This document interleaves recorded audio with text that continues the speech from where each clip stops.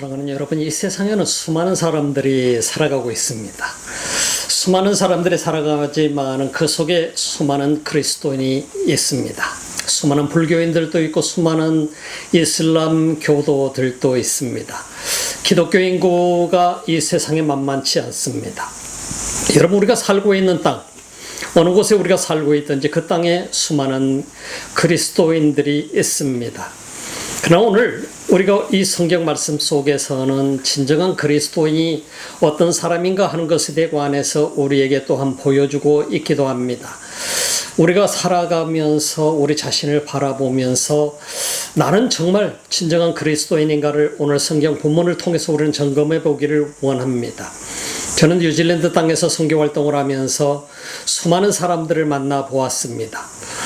뉴질랜드로 오기 전에 뉴질랜드에 대해서 바라보면서 어떻게 69.9%의 인구가 기독교인이라고 하는 이 나라, 그 나라에 왜 하나님께서 나를 보내시는 걸까? 주님이 실수하시는 게 아닌가 하는 생각을 가져보았습니다.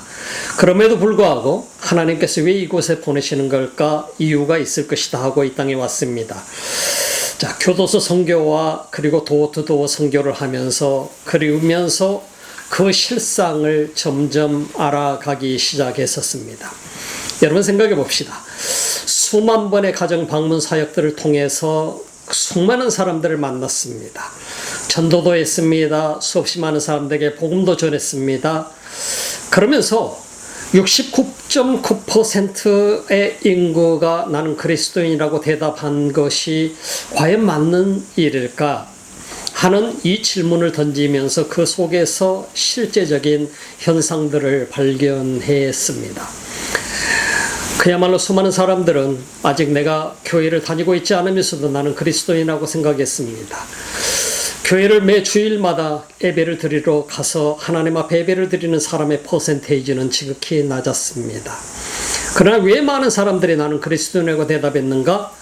그 이유 가운데 저는 한 사람 한 사람을 만나면서 대화를 통해서 그들의 이유를 들어봤습니다. 그들은 어렸을 때 기독교 가정의 환경에서 자랐기 때문에 자신은 기독교인이다. 교회를 다니지 않지만 지금은 전에 교회를 다녔었기 때문에 자신은 그리스도인이다. 성탄절에 1년에 한 번씩 교회를 가지만 다른 종교를 가지고 있지 않기 때문에 자신은 그리스도인이다. 크리스천이다. I'm a Christian 이라고 대답합니다. 아무 이유 없습니다. 그리고 자신이 배워왔던 기독교 학교를 다녔기 때문에 자신은 I'm a Christian 이라고 대답합니다. 이렇게 많은 사람들이 자신이 가지고 있는 어떤 백그라운드 때문에 나는 크리스천이라고 대답을 합니다. 여러분 생각해 봅시다. 그렇다면 이 사람들이 진정 크리스천일까요? 매 주일마다 주일을 성수하면서 교회를 다니는 사람의 인구는 지극히 적었습니다. 참 충격적이었습니다. 이런 과정들을 보면서 나는 크리스천이다라고 대답하는 그 엄청나게 많은 사람들이 크리스천인가? 라는 이 질문은 제 자신 속에도 충격을 던져줬습니다. 제게 주어진 이 질문 속의 답은 크리스천이 아니다라고 하는 답이었습니다. 여러분이 잘 알고 있는 것처럼 요한복음 3장 3절 말씀 속에서 보게 되면은 참 유명한 인물이 등장합니다. 사내들인 공회 의원 중에 한 사람이었습니다. 이 사람이 밤중에 예수님을 찾아옵니다.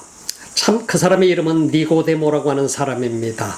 예수님을 만나기 위해서 찾아왔습니다. 예수님 만나면서 만나러 온 이유는 그가 분명 하나님의 아들인 것 같은데 자기 자신이 도대체 어떻게 해야 자기 자신이 구원받을지 알 수가 없는 자기 자신의 모습을 바라보면서 예수님을 만나기로 작정을 하고 밤중에 옵니다. 왜 밤중에 왔습니까?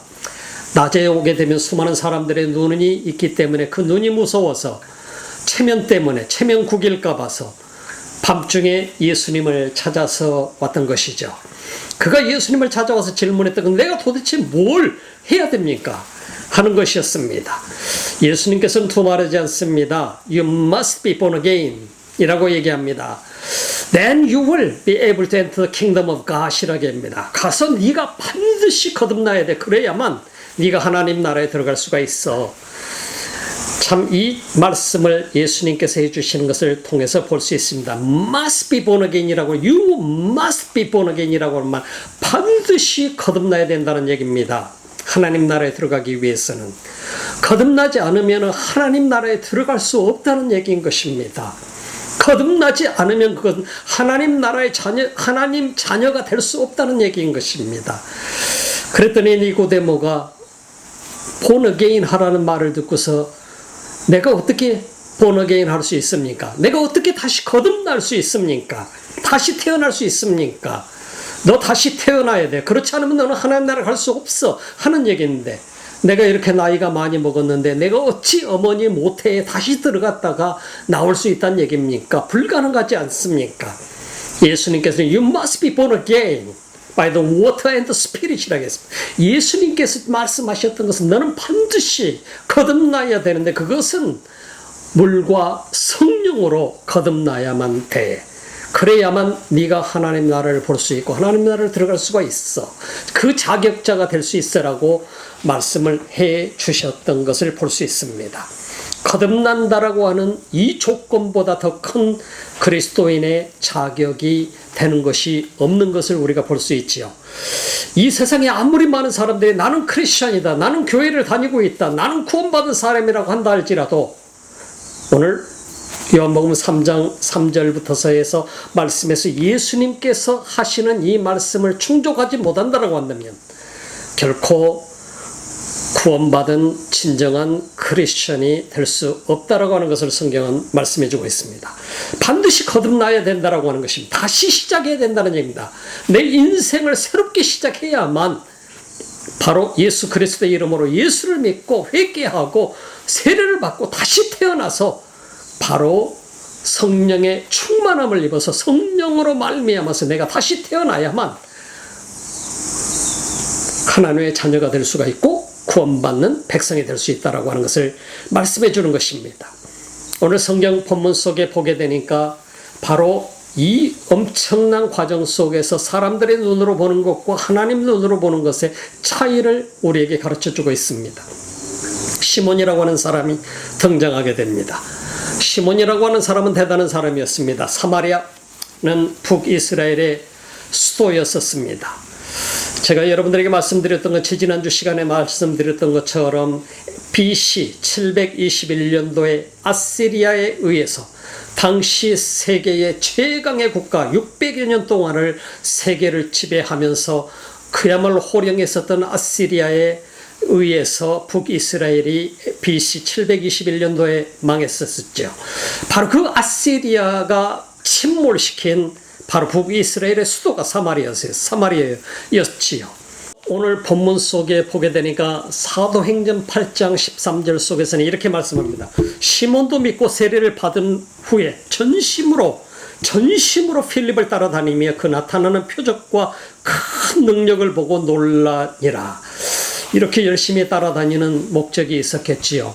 열심히 따라다니면서 그는 필립을 통해서 일어나는 엄청난 그 미라클과 사인스 앤 원더스를 보면서, 표적을 보면서 이 사람은 굉장히 놀라게 되었습니다. 이전에 자신이 행했던, 귀신의 힘을 빌려서 했던 이 힘과는 비교가 안 되는 능력이 필립을 통해서 나타나게 된 것을 보면서 열심히 추정을 하게 됩니다.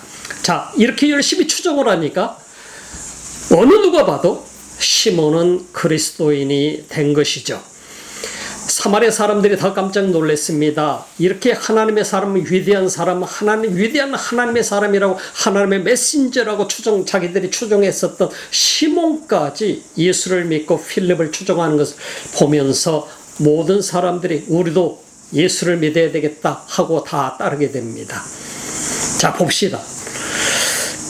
14절에 보니까 예루살렘에 있는 사도들이 사마리아도 하나님의 말씀을 받았다 함을 듣고 베드로와 요한을 보내매, 왜 보냈을 것 같습니까? 사마리아를 향해서 베드로와 요한을 보내서 사마리아라고 하는 땅에 수많은 백성들이 예수를 믿게 되었고 그들이 필립을 따르면서 말씀을 듣고 이런 엄청난 역사가 일어났는데, 또 그 가운데 하나님의 위대한 하나님의 사람이라고 불렀던 그 유명한 시몬이라고 하는 사람이 예수를 믿었다고 하니까 예루살렘 교회가 시몬 베드로와 바로 사도 베드로와 요한을 파송을 하게 된 것입니다. 사마리아 땅으로. 사마리아 땅으로 왜 보내게 된 것 같습니까? 사마리아 땅에 보내는 이유는 바로 이것이 어찌된 일인가? 그 사실을 확인하는 절차를 거치게 되고 그런 모든 과정들을 거치면서 교회로 그들이 진정한 교회인가, 교회로 인정하는 과정을 거치기 위해서 사도 베드로와 요한이 거기를 방문하게 된 것이죠. 성경을 보게 됩시다. 15절 보니까 그들이 내려가서 저희를 위하여 성령 받기를 위하여 기도하니 이는 아직 한 사람에게도 성령 내리신 일이 없고 오직 주 예수의 이름으로 세례만 받을 뿐이더라 라고 말씀했습니다. 자, 사도 베드로와 요한이 사마리아 땅에 내려와서 맨 처음 행한 일이 그들에게 설교하는 것이 아니었습니다. 사도 베드로와 요한이 사마리아 땅에 내려와서 맨 처음 행한 것이 성령 받기를 위해서 기도했다라고 하면 왜 그랬을 것 같습니까? 그것은 성령의 임재가 내려와 볼 때 거기 이 모든 일들이 진실로 이 모든 사마리아 사람들이 예수를 믿고 세례를 받은 사람이 진정한 하나님의 사람이 될 수 있겠는가 없겠는가를 점검할 수 있었기 때문이기도 하겠고 그 성령의 임재를 통해서 이 사람들은 교회다. 이제 하나님의 교회가 되었다라고 인정하는 과정들로 거쳐갈 수 있고 우리는 예루살렘에 있는 교회와 이 모든 사람도 한 덩어리다라고 하는 것을 증명하는 과정들이 되었을 것 같습니다. 베드로와 요한은 그들에게 성령의 임재가 임하기 위해서 기도했습니다. 아직까지 한 번도 한 사람에게도 지금 필립이 역할을 했던 것은 필립은 그들을 위해서 말씀을 전하고 그들에게 세례를 주고 귀신이 쫓겨나가고 병든 자가 낫게 되고 기적이 일어나고 했습니다만 그들에게 성령의 임재를 위해서는 기도하지 않았었습니다. 그것도 하나님의 엄청난 섬세한 계획 속에 있었던 것을 우리는 볼 수 있죠. 그래서 만약에 필립이 왔을 때 성령의 임재를 위해서 그에게 능력이 없었기 때문에 안 했던 것이 아니죠.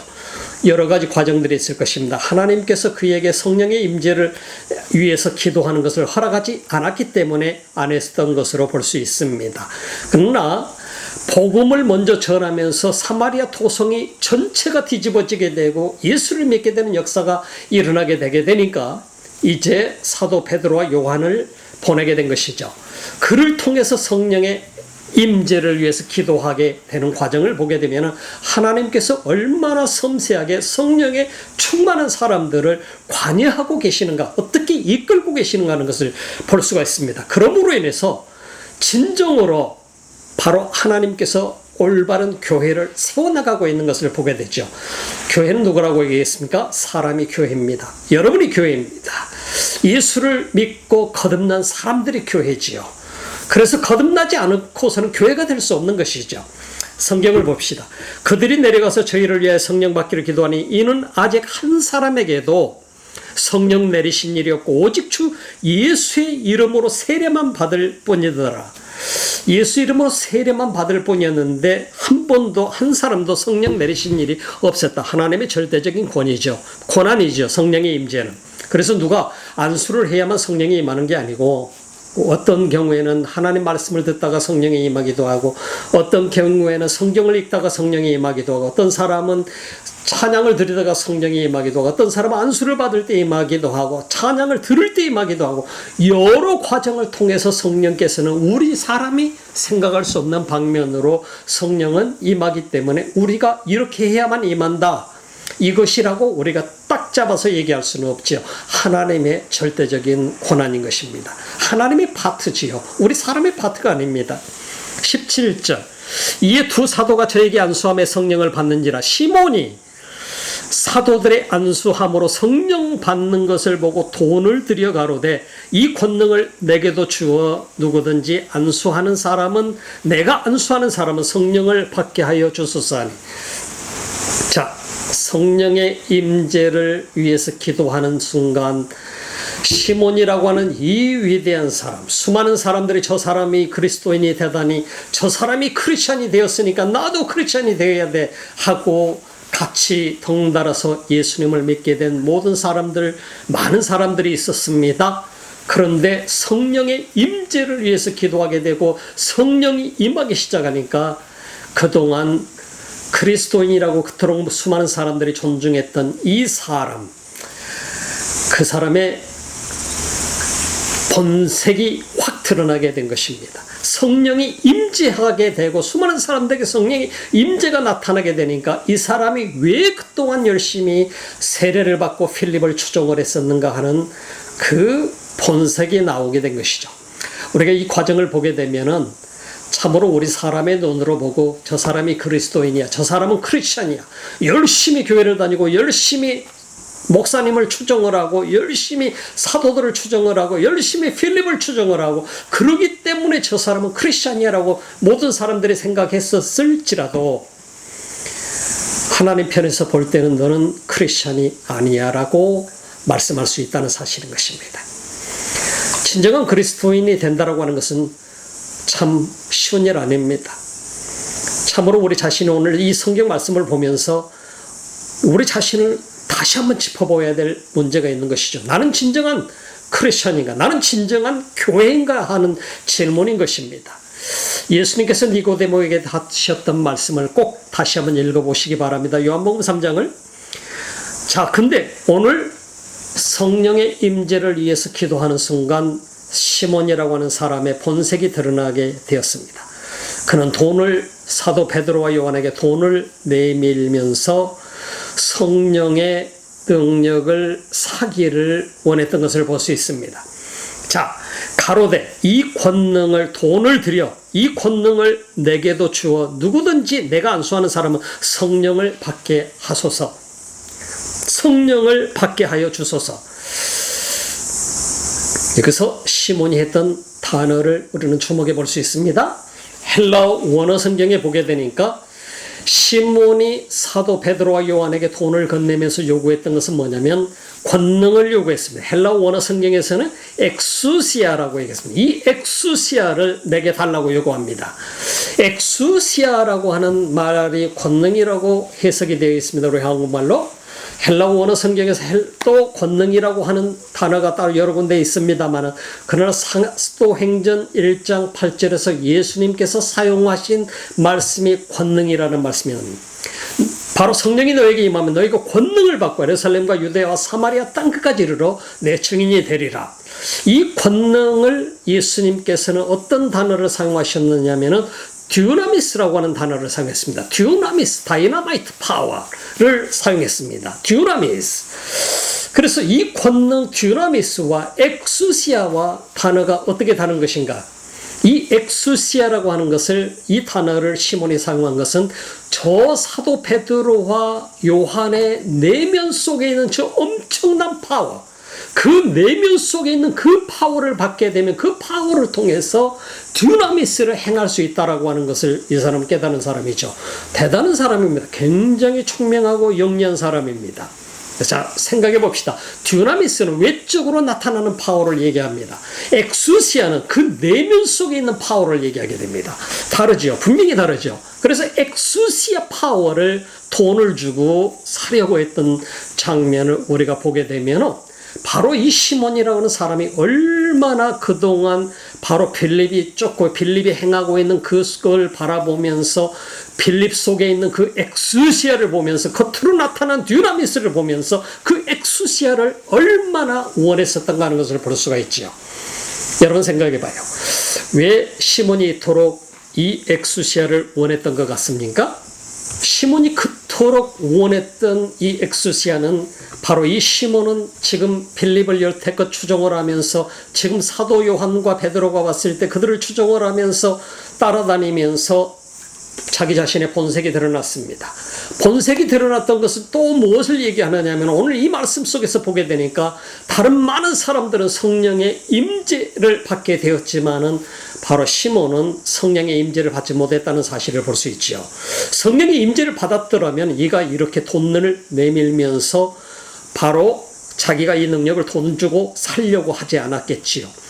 자, 여기서 우리가 그리스도인들이 오늘날 내가 크리스천이라고 생각하는 사람들이 주의해야 될 부분을 우리는 발견합니다. 돈이면 만사가 다 형통할 수 있다. 돈이면 모든 게 해결될 수 있다라고 하는 이 만능, 돈, 금전, 황금 만능주의에 빠져 있는 지금 이 시몬을 보면서 오늘날 그리스도인들 가운데서도 돈이면 안 될 것이 없다라고 하는 생각을 갖는 이런 잘못된 사고를 갖는 사람들이 많이 있을 수 있다는 사실을 우리는 생각해 보아야 됩니다.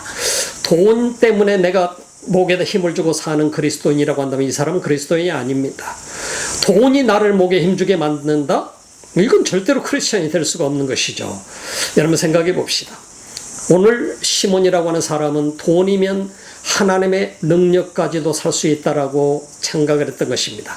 돈이면 이 하나님의 능력을 사서 이전에 이 사마리아 사람들이 나를 존경하고 나를 하나님의 메신저다, 위대한 하나님의 사람이라고 했지만은 이전에 자기 자신의 가지고 있던 그 귀신의 파워보다도 더 엄청난 파워를 이제 행할 수 있으리라고 하는 이 엄청난 욕망을 드러낸 것이죠. 이 욕망을 뭐로 가질 수 있다라고요? 돈으로 가질 수 있다라고 생각한 것입니다. 돈이면 다 된다라고 하는 우리 인간의 잘못된 사고방식을 성경은 우리에게 지적하고 있는 것입니다. 베드로는 그에게 뭐라고 하면 베드로가 가로되 네가 하나님의 선물을 돈 주고 살 줄로 생각하였으니 내 응과 내가 함께 망할지어다. 저주를 하고 말았습니다. 즉시 저주를 하고 말았습니다.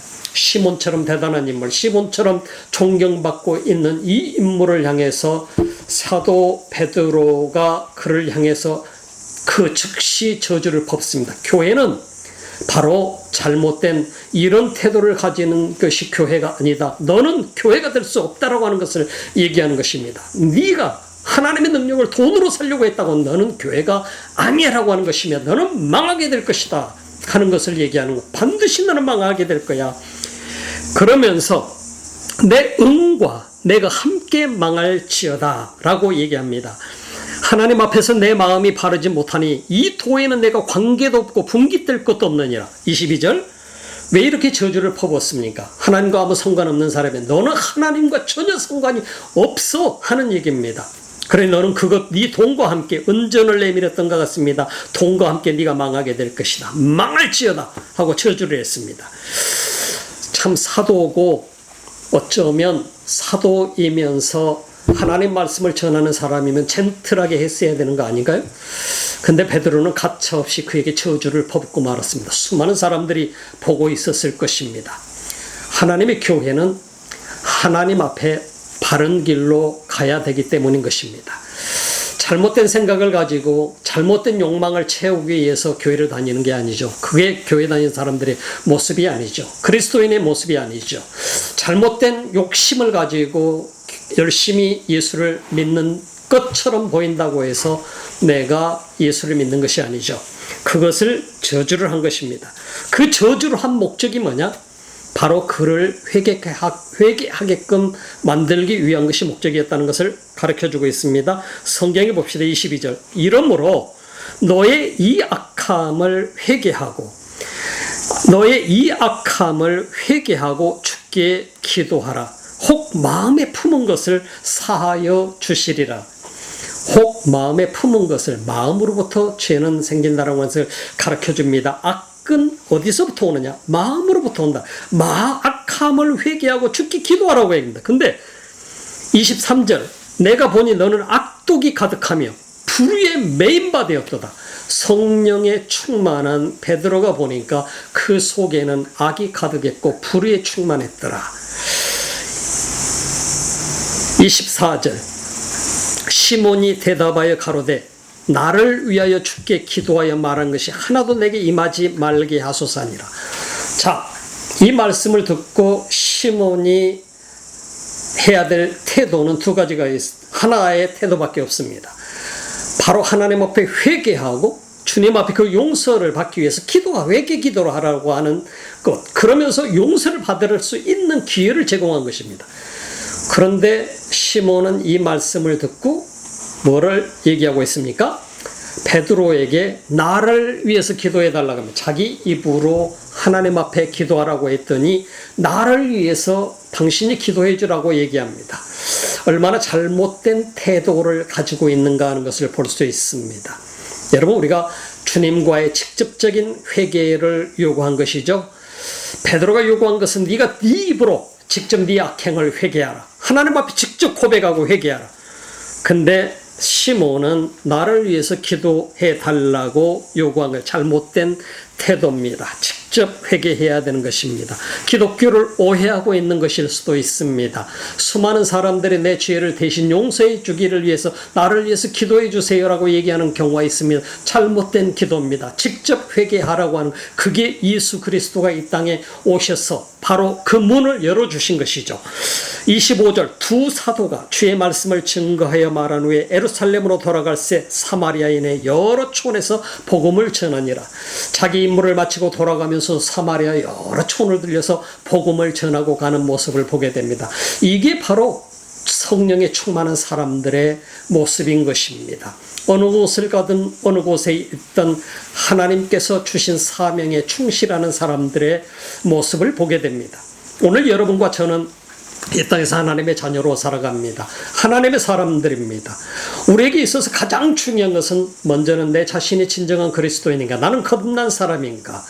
나는 시몬 같은 사람은 혹시 아닌가? 돈이면 다 해결된다라고 하는 사람은 아닌가 하는 것도 점검해 봐야 되고, 만약에 혹시라도 돈이라고 하는 것이 내 모든 것 어떤 것보다도 더 중요한 것이기 때문에 돈 때문에 내가 목에 힘을 주고 산다고 한다면 우리는 반드시 회개해야 될 것입니다. 돈 때문에 나 자신이 내 은과 함께 망한다고 하는 이 사실을 우리는 꼭 기억해야 될 것입니다.